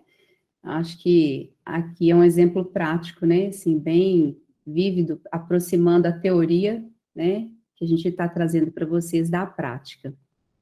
E aí, para finalizar, vou pedir para pôr a apresentação novamente. Eu gostaria de deixar para vocês algumas recomendações práticas, que servem tanto para os adultos mais velhos, quanto para nós. Uma delas é a gente se desconectar um pouco da tecnologia e da TV. Então, ao mesmo tempo em que a gente pode usar ela para a gente se aproximar, também se desconectar dela é importante. Principalmente limitando o tempo de assistir as notícias, né? Buscando atualizações sobre a Covid, não podemos ficar alheios, certo? Mas lembrando que a gente não precisa nem fazer muita força, que ao ligar a televisão, a gente vê as notícias repetidamente do início do dia até o final. Então, estabelecer horários, às vezes, para buscar essas notícias. E, muitas vezes, a mídia social pode impedir a nossa concentração na experiência real, na experiência atual, né? Como disse o professor Lafayette, no nosso momento atual. Então, buscando a gente estar presente do agora, falando do mindfulness. Pode passar. Criar os próprios rituais diários, né? Então, quanto mais a gente conseguir uma rotina organizada, né, para o adulto mais velho e para nós, isso ajuda, né, no sentido de manter uma boa saúde mental. Estando atento às atividades diárias, como tarefas domésticas, não deixando, né, assim, para depois, manter refeição, sono regular, horário para acordar, horário para dormir, né? Se possível, fazer caminhadas ao ar livre, né? Então, ter um pouquinho desse sair de casa, se manter ativo, se conectar com a natureza quando for possível, assistir filmes, fazer tarefas cognitivas, né, que mantenham as conexões ativas cerebrais, quebra-cabeças, artesanatos e outras, são maneiras também de manter o foco no presente e estar presente no agora também. Pode passar. Respirar. É uma recomendação simples, mas que muitas vezes a gente nem percebe ao longo do dia quantas vezes a gente respira. Então, respirar profundamente algumas vezes, né? Os estudos mostram que aumenta a saturação de oxigênio no sangue, e isso pode, inclusive, reduzir, né, a ansiedade e estimular a atenção plena, a atenção no momento presente, falando de novo do mindfulness. E nos manter conectados com o nosso círculo social, o máximo possível, e aí lançando mão da tecnologia ou de outro meio de comunicação. Por exemplo, o adulto mais velho que não sabe usar tecnologia pode usar o telefone mesmo, comum. Pode passar. Lembrar, gente, que é normal se sentir estressado, né? Todos nós estamos vivendo isso. O desconhecido, ele é difícil para todo mundo, então estamos juntos nesse sentido, né? E entender isso, né, ajuda que a gente entenda que o outro também está passando, né, por essa mesma situação. Manter a fé, como vimos, né, no sentido de manter a esperança, né, então dedicando tempo para sua crença religiosa, se você tiver alguma, e procurando ajudar alguma outra pessoa a manter essa esperança. E lembrar que tudo isso que a gente está passando não vai ser permanente. Pode mudar o jeito de viver nosso, sim, né, mas vai melhorar, mesmo que demore. Pode passar. E buscar fazer atividades que sejam prazerosas, né? Então, procurar perceber o que é prazeroso para o adulto mais velho, né, para aquele sujeito. Então, se ele não gosta de ler, né, assim, pedir para ele ler não vai ser prazeroso. Então, primeiro a gente precisa descobrir quais são as atividades prazerosas para aquele sujeito. E procurar colocá-las em prática, né, assim, diariamente. Lembrar que a gente precisa também de atividades de lazer que possam ajudar no sentimento de relaxamento, para baixar a ansiedade. Então, escute música, faça arte, leia um livro, assista filmes, séries ou programas que sejam leves e positivos. Pode passar. Aqui estão as referências que eu utilizei para esse trabalho. Faça mais uma vez. E eu desejo a todos que vocês fiquem bem e que breve a gente possa se encontrar para nos vermos e abraçarmos, né, pessoalmente. Muito bem, acho que podemos agora abrir para a conversa, né, Lafayette? Nossa, excelente apresentação, Karen. Nossa, foi muito bom te acompanhar. Que bom, espero ter contribuído um pouquinho aqui, né? Com todo mundo. E aí, gente? Fiquem à vontade para a gente trocar experiência, de repente vocês quiserem trazer alguma coisa que vocês viram, algum caso, né, de alguém.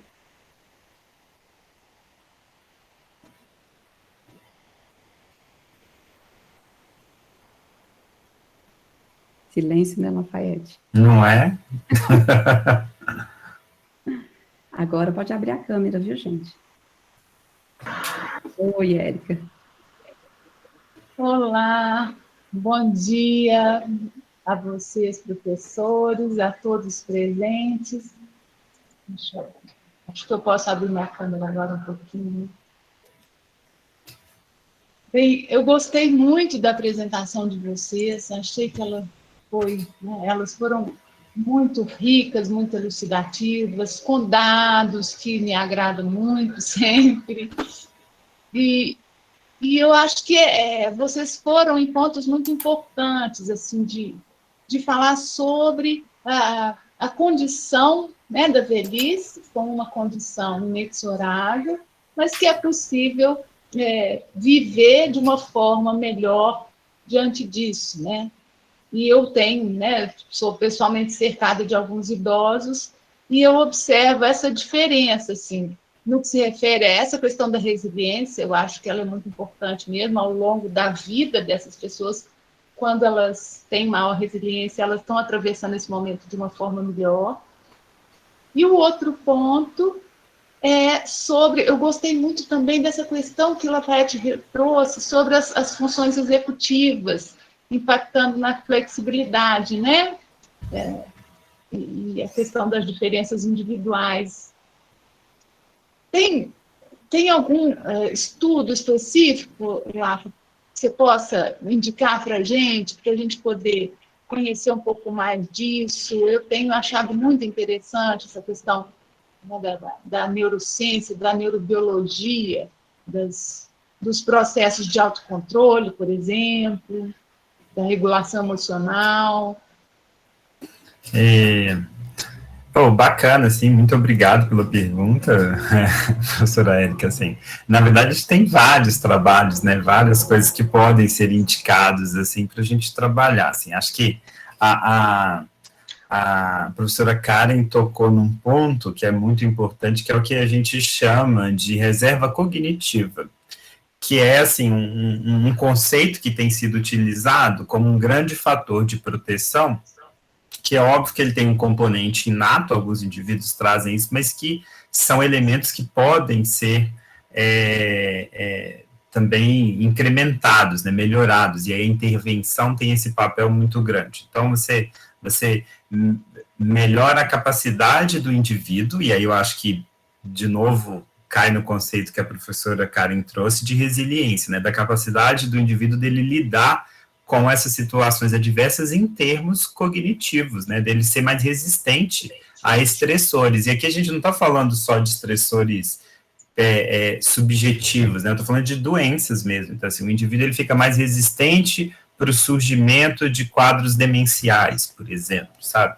Então, tem uma literatura muito vasta, vai ser um prazer disponibilizar para vocês sobre isso, assim, é óbvio que, assim, não tem mágica, né, então, assim, é um processo, são coisas que, assim, acho que a gente tem que começar a pensar em envelhecimento muito mais como um investimento, uma poupança, que, assim, você tem que começar a investir isso desde cedo, para você ter uma poupança mais gordinha lá no futuro. Significa que você não possa fazer nada quando você está já na velhice? Não, mas significa que você vai ter que depositar mais coisas, você vai ter que se engajar em mais atividade, tomar cuidado com mais elementos para que isso, de fato, tenha resultados. Aí, essa visão mais sistemática, né, que envolve a nutrição, a atividade física, outras atividades de natureza psicossocial, elas têm que entrar num conjunto para a gente correr atrás desse não investimento, digamos assim, ao longo da vida, quando esse for o caso. Sim. Nossa, você tocou num ponto que me parece muito importante, né? A gente sair de uma visão que eu acho que a população, de uma certa maneira, tem, o envelhecimento como alguma coisa que está presente, mas como alguma coisa que vai acontecendo, né? Você pode completar? Pode, claro. Então, assim, Érica, uma coisa que eu falo muito, assim, com o pessoal, né, com as turmas, é nesse sentido, assim, de que o envelhecimento, ele começa lá para os 30 anos, né? Então, a gente já está no processo. Então, todos nós, né, assim, essas palestras que a gente está vendo aqui, diz respeito a nós, né, então, a nós no futuro, mas que a gente tem que trabalhar agora, né.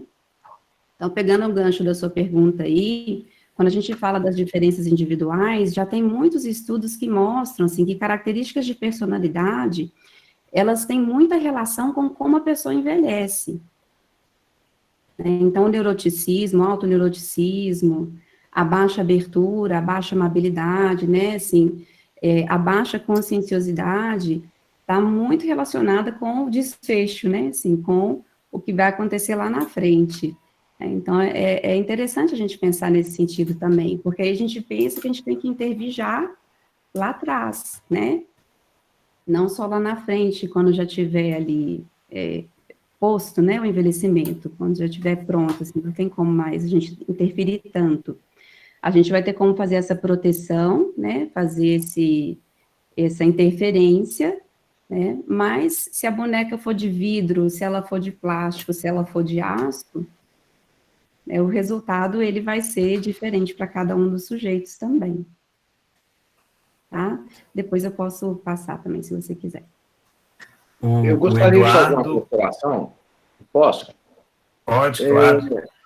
Eu pus no chat lá, mas eu achei que ficou muito extenso. Então, essa questão da vulnerabilidade do idoso, o tanto que isso é uma questão emergencial, principalmente no caso da pandemia, né? São dois casos, assim, um do marido de uma colega minha, que é italiano, mora aqui em Belo Horizonte, e que ligaram para ele dizendo o seguinte: ela mora numa cidadela só com idosos, praticamente, aquelas cidades que vão tendo êxodo para trabalho, e que tinha um velhinho que se voluntariava para levar comida para todo mundo, com medo de pegar Covid, naquela boom que deu na Itália, ele colocava numa hastezinha, num pauzinho comprido, e entregava pelas janelas para os outros colegas idosos. E ele morreu de Covid, e eles ligaram para esse italiano e disseram: olha, sua mãe está passando fome, não tem quem leve a comida para pegar o dinheiro e comprar a comida para ela. Ele entrou num quadro de depressão aqui, pensando: poxa, minha mãe morrendo de fome, e ele sitiado, né, ilhado do outro lado do oceano, e ela veio a óbito, né? Então ele não está muito bem. E a minha filha, que é médica, que trabalha dentro de um posto de saúde numa comunidade carente, atendeu uma senhora de idade, obesa, diabética, fumante, não é? Com quadros iniciais de Covid, e ela disse para ela que ela tinha que fazer uma avaliação e voltar lá para fazer a avaliação, e caso ela passasse mal, que ela procurasse uma UPA. Ela disse: eu não tenho como andar, não tenho amigos e sou sozinha. Se eu peguei Covid mesmo, eu vou morrer. E aí a minha filha tentou entrar em contato com o assistente social para ver o que podia ser feito. Quer dizer, essa mazela social e essa vulnerabilidade do idoso, assim, eu fico imaginando quantos idosos em meios carentes, sem família, né, nesses kitnets do centro da cidade, quantos estão sozinhos e se sentindo vulneráveis nessa situação. E uma experiência boa disso foi em Portugal, em Lisboa, que os jovens dos bairros se organizaram, passando nas casas, pegando o telefone de quem queria, e ficaram fazendo trabalho tipo iFood para os idosos. Quer dizer, uma questão de mobilização social, não é? Quer comentar, Karen? Eu acho que é isso mesmo, Olavo, né? Assim, quando eu falo também que diz respeito ao nosso processo, né, diz respeito também ao nosso processo enquanto sociedade, né? Então, nós, assim, cada um que conseguir fazer alguma coisa nesse sentido já é uma grande ajuda, né? Eu vi muitos prédios em que às vezes eu vou fazer atendimento domiciliar, assim, plaquinhas, né, de que o pessoal cola às vezes para os idosos no elevador, né, falando assim, olha, se precisar de alguma coisa, pode pedir aqui no telefone, eu busco comida, eu vou no supermercado, né? Então, o que a gente puder fazer nesse sentido, né, assim, com certeza a gente está contribuindo para uma sociedade melhor, né? E para nós também, né? Como a gente viu ali no estudo, a gente fazer o bem para o outro, a gente também acaba sofrendo esse impacto do bem, né? Eu acho que o Eduardo, ele tinha uma pergunta para fazer, e aí depois eu li que a pergunta que o professor Rafael colocou no chat. Na verdade, mestres, bom dia para todos aí, todos muito queridos, né? Bom dia a todos também. Mas, na verdade, eu queria agradecer primeiramente as palavras de vocês em relação aos idosos, né? Foi uma palestra até muito pessoal, né? Particularmente para mim. E é verdade. E que fui descrevendo a realidade da pandemia que eu vivo no presente momento, né? Por ser um jovem idoso de 72 anos, né? E com isso eu fui vendo a realidade do que você está falando, a aplicabilidade de tudo isso. E se encaixa realmente na vida do idoso. Eu, por uma situação muito particular, eu não estou vivendo pandemia nenhuma porque eu moro num sítio. E tudo que a professora Karen falou, e o mestre também falou, eu aplico aqui no sítio. Então, eu saio, faço alguma coisa, mexo no terreno, tem o aspecto da religiosidade, tem o aspecto de eu ajudar as pessoas da cidade em atendimento telefônico, fazendo psicoeducação com eles. Então, tudo isso aí ajuda realmente a ultrapassar esse momento terrível que nós estamos passando. Então, eu só queria colaborar e corroborar as palavras de vocês, que realmente a prática ensina tudo isso, né? Então, vocês estão de parabéns, os dois mestres aí, por tão brilhantes palavras e ânimo e incentivo a se trabalhar nesse aspecto aí. Era só isso. Obrigado. Muito obrigado pelo relato, Eduardo. O Rafael, Karen, ele escreveu assim, excelentes contribuições lá ficarem, pensando em como vimos muita gente desprezando, no início da pandemia, inclusive, o impacto da Covid, pelo fato de que a Covid afeta mais os idosos. Como podemos fortalecer algum tipo de pacto intergeracional que valorize para os mais jovens a vida, a experiência dos mais velhos? Não, boa pergunta, Rafa. Acho que assim, eu inicio e aí depois a Karen, acho que a gente vai discutindo aqui, porque obviamente que é uma pergunta complexa. Eu acho que o ponto que está por detrás obviamente que dessa relação, né, que a gente teve e que em certa medida se mantém, né, na pandemia, é o que na literatura a gente tem chamado de ageísmo ou idadismo, né, que é assim, esse preconceito em relação ao indivíduo velho, assim, ao indivíduo idoso, a esse processo de envelhecimento como algo negativo, algo ruim, algo que não é valorizado, né, na nossa sociedade. O que está por detrás desse preconceito? Bem, assim, é óbvio que você é da área social, você sabe o quanto que vários elementos, assim, eles contribuem, né, para a maneira como a gente discrimina aquele que é diferente, aquele com quem a gente não se identifica. Tem alguns modelos da psicologia cognitiva que eles falam muito da existência de uma certa ansiedade frente à morte, assim, e aí o que esses modelos eles propõem de uma maneira muito, muito objetiva é o seguinte: a gente faz parte da nossa, assim, dos nossos mecanismos de defesa, uma certa tendência da gente evitar ou se esquivar de qualquer tipo de situação ou de experiência que nos lembre ou que nos aproxime da morte. Assim. Então, há um certo elemento adaptativo e evolutivo que, numa situação normal, a gente evitaria. E o indivíduo idoso, por uma série de características, né, associadas a maior comorbidade, a uma perda de funcionalidade, a maior dependência, a uma série de alterações físicas, seriam elementos que trariam de uma forma talvez um pouco mais evidente essa lembrança da nossa finitude, dessa questão assim, inevitável da nossa existência, que é a nossa morte. Então, indivíduos que talvez tenham essa ansiedade frente à morte, assim, de uma forma mais distorcida, eles fariam essa associação distorcida também, tenderiam a lidar com o idoso de uma forma mais preconceituosa para evitar esses elementos. Então, o que estaria por detrás? A princípio, uma das possibilidades de interpretação do que estaria por detrás talvez sejam essas características, né, que talvez lembre tanto da gente ou da nossa própria vida e da nossa finitude. E aí, assim, como que a gente lida com isso? E aí, de novo, acho que você, como psicólogo social, com certeza tem uma resposta muito melhor do que a minha, mas, assim, como a gente lida com toda a situação de preconceito, assim, eu acho que, assim, a gente tem que incentivar, a gente tem que criar práticas, tanto em termos de políticas públicas como educacionais aqui, para que essa geração mais jovem tenha experiências positivas com os idosos, não só experiências negativas, né? Então, assim, obviamente que se você coloca um menino para fazer acompanhamento com o idoso que está doente e tem que ir para o hospital, isso vai ser um elemento muito aversivo desse indivíduo jovem, mas se você coloca ele para passar, acho que foi na primeira apresentação que o professor Eduardo Tavares relatou a experiência de uma família de amigos que, acho que os netos, né, assim, a criança nasceu agora na pandemia e eles passaram quase um ano,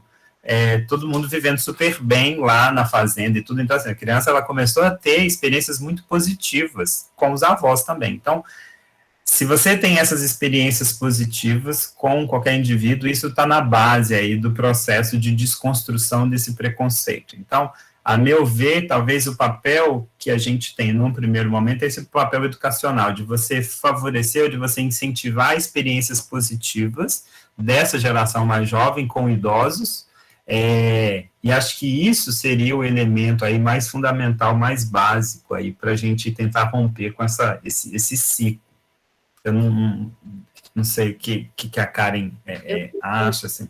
Concordo com a Lafayette, acho que a própria APA, né, assim, ela fala para nós que a educação, ela é uma forma muito importante, uma estratégia muito importante de combater, né, assim, esse outro nome é etarismo, né, ageísmo, idadismo, etarismo, né, tem vários nomes para esse preconceito tão forte que existe.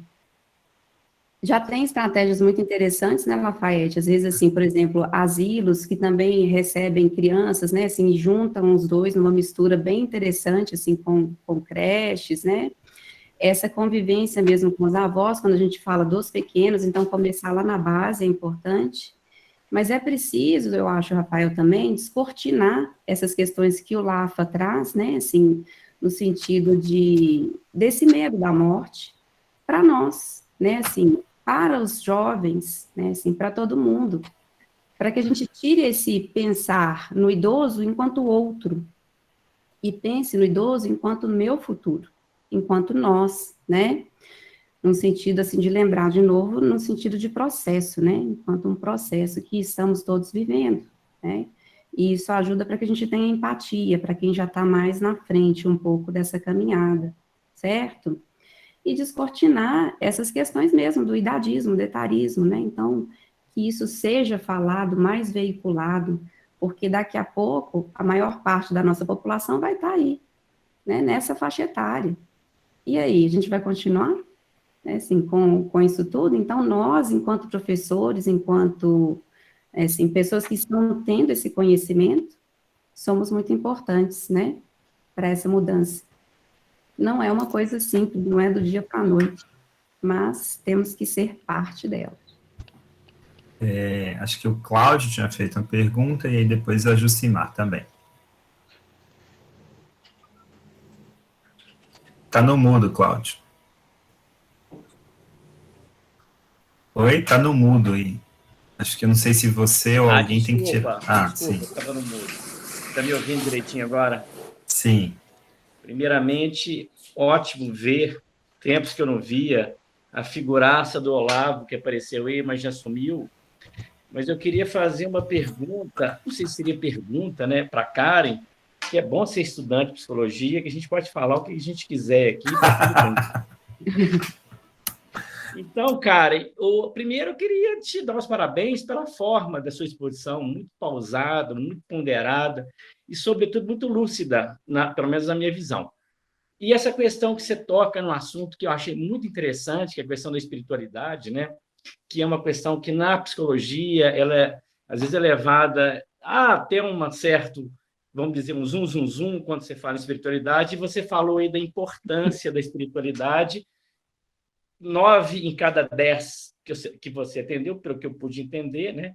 E isso parece que é uma âncora muito poderosa aí nessa passagem. Agora, o que me chamou a atenção, e que eu já tinha pensado nisso antes um pouco também, foi bom você falou que me despertou, é que a nossa velhice está começando agora. A minha não, porque eu estou mais jovem ainda um pouco que vocês aí todos. Mas, enfim, o fato é o seguinte, quando você fala nessas ferramentas, né, meditação, no mindfulness, que são ferramentas para que eu entendo, que eu vejo que é uma independência emocional. E quando você chega na pandemia, que você tem um isolamento, e que a gente vê casos assim, eu não vou querer julgar se é absurdo ou não, mas de filhos que deixam a comida para o pai na porta, porque tem medo também, né? Que eu acho o seguinte, às vezes é preferível você matar ele de lenição do que de carinho, vamos dizer assim. Mas, enfim, a pandemia, se ela pode ter mostrado muitas coisas para muitas pessoas, vai depender da crença de cada um. Mas se uma coisa que me mostrou muito foi essa questão da independência emocional. E essa independência emocional começa agora, que eu achei muito interessante a sua fala, né? Porque quando a gente fica falando mindfulness, né, que até hoje em dia atenção plena, mindfulness é mais fácil a gente entender do que atenção plena, porque mindfulness virou uma... E nada mais porque fica também um negócio em cima do mindfulness, voltar a ser criança, né? Porque a criança não tem... O Olavo vai falar melhor para a gente, não tem um aqui no agora, ela não vive no aqui no agora, se você está pertinho dela, com o telefone na mão, ela vai dizer, vem cá, vamos brincar, né? Então, eu acho que a questão é muito mais simples do que a gente imagina, desculpa aí, porque eu sou estudante de psicologia, posso falar o que eu quiser, tá? Então, eu acho que é muito mais simples do que imagina, acho que depende de cada um, né? Porque se a gente for esperar do outro, da minha mulher melhorar, do meu marido, aí não adianta. Mas, enfim, é só para... É um comentário que eu estou fazendo e para dizer que eu adorei sua explanação. Fantástica. O Lafayette também, mas isso eu elogio ele na sala de aula, que meu foco é você. Muito obrigado, viu? Obrigada, Cláudio. E é isso mesmo, né? A mudança, apesar de a gente estar falando assim dessa possível interferência, ela é individual, né? Por isso que vai ter resultados diferentes para cada pessoa. Mas é possível a gente interferir um pouquinho aí nesse resultado, né? Então, temos esse papel, né? E é isso mesmo, acho que o fim, às vezes, ele parece um pouco com o princípio, né? Quando a gente vai analisar, no sentido, assim, de que o idoso, ele começa a enxergar a vida, pode, né, assim, começar a enxergar a vida de uma outra maneira, no sentido de buscar aquela alegria, de buscar, né, assim, aquela vivência do momento da criança, de quando ele era criança. Mas é uma vivência diferente, eu diria. É uma vivência mais pautada na realidade, né, assim, presente, do agora que ele vive também. Não pode ser uma vivência irreal, né, assim, como na criança. É uma vivência mais plena mesmo, né? O mindfulness da criança é diferente do mindfulness, né, do adulto mais velho, digamos assim. Mas me parece, eu vou interromper um pouquinho aqui, furar a fila, Mas, Karen, eu acho que o Cláudio está dizendo, porque tem essa questão, inclusive colocada no Mindfulness, de recuperar o olhar da primeira vez que a criança tem, né? O olhar de curiosidade, o olhar de encantamento para as pequenas coisas, que é muito de uma percepção da criança, né? No se encantar com as coisas. Sim. Eu acho que tem o que eles chamam de olhar de principiante no Mindfulness. Acho que ele deve estar se referindo a isso, não sei, Cláudio. Uhum. Dentro dessa linha, né? Dentro dessa linha, esse voltar para esse olhar, né? Para aquela inocência da criança, no seguinte sentido, de viver o momento presente, né? Sem expectativas, né? Dentro dessa linha mesmo. Isso, né? Então, é algo que a gente tem que desenvolver mesmo, né? É isso aí. Muito bom. Jucimar, e aí a gente encerra, né? Bom dia, gente. É ótimo ver tanta gente com a câmera aberta lá, que saudade. Karen, eu não conheço. Muito obrigada. Eu amo o assunto, também como a professora Érica, sou cercada de idosos. Também eu já estou indo para lá. E eu queria trazer um depoimento e fazer uma pergunta. Como vários sabem, meus pais têm 82 anos, meu pai está há 2 anos muito doente, e nos últimos 4 meses, em cima da cama, um hospital montado na sala da casa dele. E a minha mãe, com 82 anos, mora com ele, e respirador ligado 24 horas, e assim, seria terrível, mas não é. É lindo, é maravilhoso. O que nós estamos vivendo, eu, meus pais, meu irmão, minha filha, que acabou de fazer 11 anos, que está crescendo vendo isso. E eu queria dizer, Lafa, para ela não tem sido aversivo.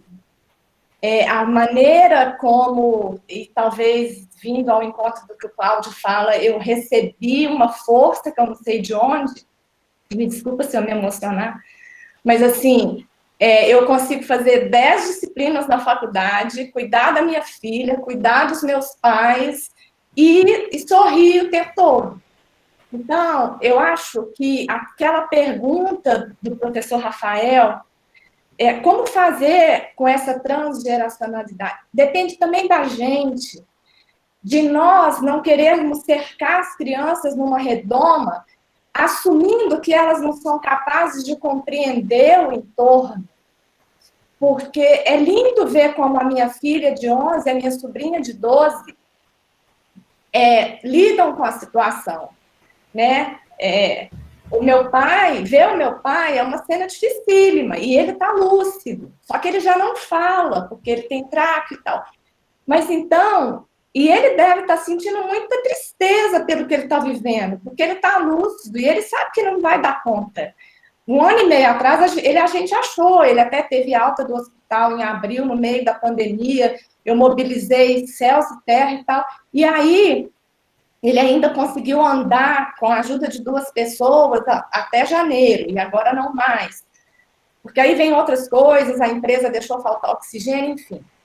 Isso não vem ao caso, mas o fato é que eu me sento ao lado dele e, sabendo que ele está ouvindo, eu digo para ele o que eu posso dar a ele de vida. Então, assim, olha, tem uma pandemia lá fora, diminuiu a minha vinda aqui. Nossa, papai, eu estava vendo uma reportagem, tem tanto de velhinho em casa, largado, quanto que isso deve ser difícil. Então, assim, eu procuro dar a ele o que ele pode receber. Já a minha mãe quer que eu ensine a ela a ligar o Netflix, troca a senha do Netflix e não sabe por que trocou, e quer... Então, e a minha filha, mamãe, vamos andar de bicicleta. Filha, a praça está fechada. Então, comprei uma barraca de acampamento e montei na sala de casa. Então, e está vivendo com isso tudo, não está sendo poupada disso. E eu acho que, talvez, aí a minha pergunta para vocês, se vocês acham que talvez não seja a hora, e essa pandemia talvez seja essa oportunidade, da gente desmistificar muita coisa, e essa educação, ela tem que ser sempre, ela tem que ser em tudo, tanto faz se você está indo para uma festa ou para um enterro. Você não tem que assumir que a criança tem que ser poupada disso, ou eu estou errada. Tá certíssima, Jucimar.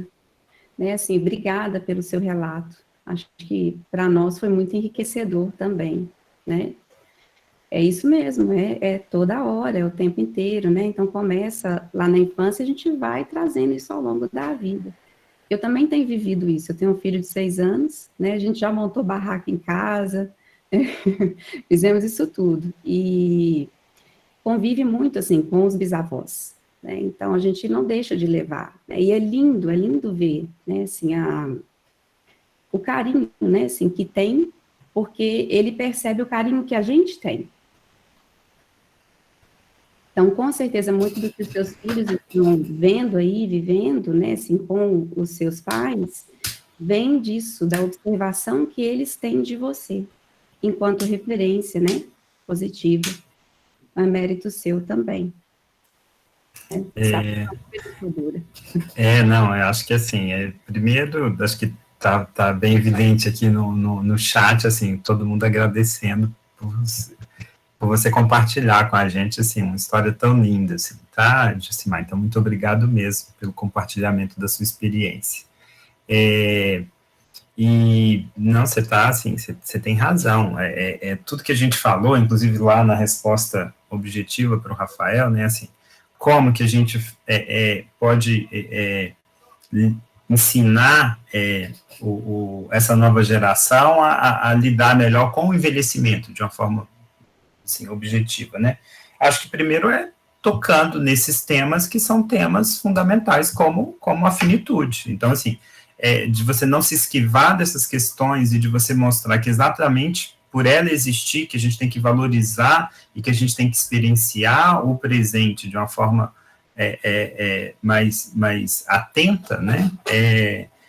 É uma coisa que é fundamental, assim. Então, talvez esse seu jeito de ser mais sensível, essa sua preocupação em relação ao significado das coisas, é a grande resposta para tudo isso. Assim, é o papel que a gente faz com as novas gerações, e aí talvez todos os professores presentes tenham essa responsabilidade enquanto educadores, mas a gente, enquanto pais, nós temos essas obrigações também. Sabe? Então, assim, de fazer com que os nossos filhos, com que essas novas gerações, eles consigam lidar com o que é o envelhecer e as consequências desse envelhecimento, não de uma forma a ser evitado ou de uma forma a ser negada, né, mas sim de uma forma de você compreender, de você ver o que pode ser feito desde cedo e, quando estiver lidando com idosos, de como respeitar, de como aproveitar esse momento. Então, acho que durante muito tempo, a gente focou muito na ideia de saúde, muito associada com a noção de falta, né,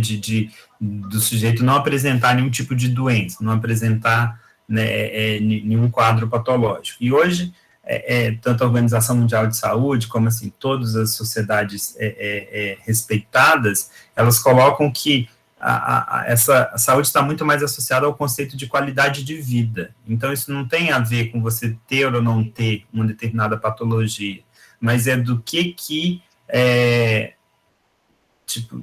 tanto a sua rede de apoio, quanto a forma como você tem de lidar com aquilo que está presente na sua vida, ela não impede você de continuar tocando a sua vida, de você continuar exercendo, fazendo aquilo que é possível fazer. É óbvio que o quadro do seu pai é um quadro muito extremo, né, em termos clínicos, assim, mas o fato de vocês estarem experienciando e trazendo algum tipo de conforto e do que é importante para ele naquele momento, é óbvio que isso tem um valor muito significativo para a sua filha e para o seu pai também, pode ter certeza, tá? Acho que a Érica, eu tinha cortado a Érica, né, então acho que a Érica pode fazer... Não, de jeito nenhum.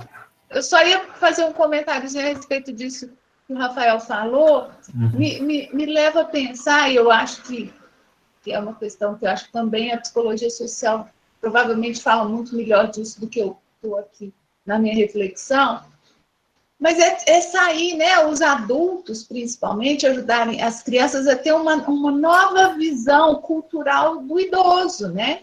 O idoso não como um estorvo, num molde capitalista de observar o indivíduo, né, e de se relacionar com o indivíduo, mas como uma pessoa que traz bagagem, que traz sabedoria, que traz experiências que podem ser compartilhadas, né? que tem um lugar cultural importantíssimo. Eu acho que as culturas, o Rafa, não sei se ele ainda está aí, mas eu acredito que seja um pouco nesse caminho também que a psicologia social conhece, né? Porque se a gente olhar para o idoso nesse lugar de marginalização, é muito dentro de uma cultura da produtividade, daquele que vira um peso para a previdência e deixa de ser um produtor de recursos materiais, né?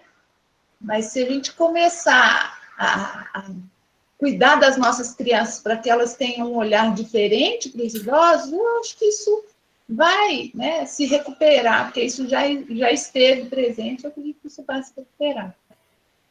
É interessante, né, Érica, porque acho que ontem, no início da semana acadêmica, né, então assim, a gente teve várias falas, né, as falas principalmente do professor Fernando, do professor Rodrigo, assim, que eles foram num ponto muito, muito importante em relação a uma certa avaliação política que eles faziam da situação do momento.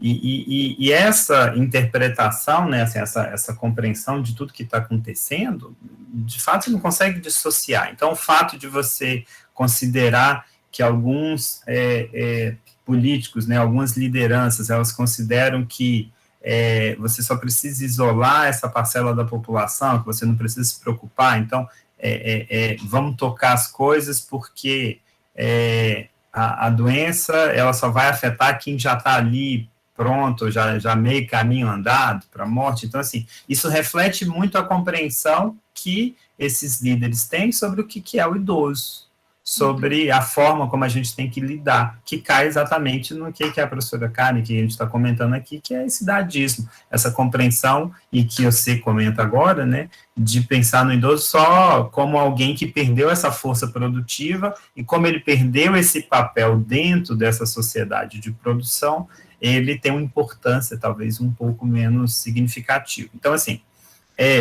se não é esse um ponto de vista que talvez fique claro no governo, então, assim, ele precisa pelo menos repensar um pouco, porque é essa imagem que ele está passando, e ele teria que mudar significativamente para que a gente não tenda a interpretar as ações dele nesse sentido. Lafayette, o tanto que, às vezes, o macro reflete o micro. Desculpa, te interromper. Não, sim. Que sentido mesmo, assim, que se a gente está vendo isso lá no macro, né, assim, é porque no micro isso também acontece, né? Então, eu acho que não pode começar assim, a gente pensar só no macro, tem que pensar no micro também, né? Quando eu falo que essa mudança começa aqui, né, assim, nessa pequena discussão que estamos tendo hoje, assim, e que eu fiquei extremamente feliz, estou extremamente feliz, assim, com essa discussão final aqui, com todo mundo. Bacana mesmo. Olha, gente, acho que é isso, agradecer, acho que todos que ficaram até o final, agradecer que o professor Haroldo aqui no final, ele até compartilhou uma experiência que ele teve no NEET, né, de compartilhando aulas aqui de filosofia. Então, assim, muito obrigado a todos, muito obrigado, foi uma honra, professora Karen, ter dividido aí essa mesa com você. E a gente se encontra, acho que tanto eu quanto a professora Karen estamos disponíveis aí sempre para discutir, para trocar uma ideia com quem quiser falar bem dos velhinhos. Aí a gente está aqui sempre, tá bom? Então é isso. Muito obrigado, ótimo dia para vocês, ótima semana aí acadêmica.